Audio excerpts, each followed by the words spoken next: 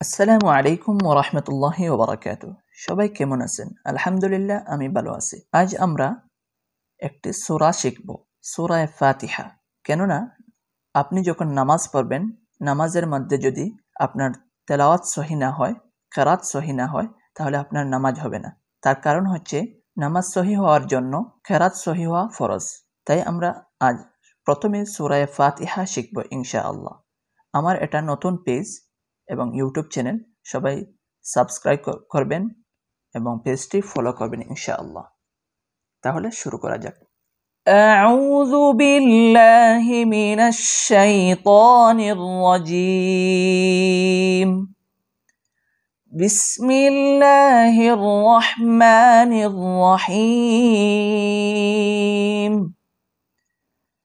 আলহামদুলিল্লাহি রাব্বিল আলামিন। এই জায়গায় আলহামদু না পড়ে আলহামদু পড়বেন। দুইটা হা রয়েছে, একটি হচ্ছে গুল হা, আরেকটি হচ্ছে হা। এই ছোট হা আর বড় হা বলা হয়, আর এই জায়গায় রয়েছে ছোট হা। একটু গলায় চিপা দিয়ে পড়বো, এত কঠিন করে আমি বলতেছি না, হয়তো কেউ নতুন শিখতেছেন তাই। আর রব্বিল আলামিন, এই জায়গায় রব্বিল, কেউ রাব্বিল আলামিন পরে থাকেন পাতলা করে, এটা একটু মোটা করে পড়বেন ইনশাআল্লাহ। আলহামদুলিল্লাহি রাব্বিল আলামিন আর রহমানির রহিম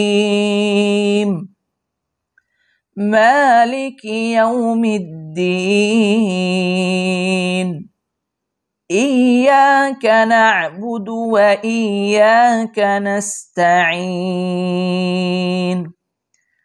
اهدنا الصراط المستقيم صراط الذين أنعمت عليهم غير المغضوب عليهم ولا الضالين।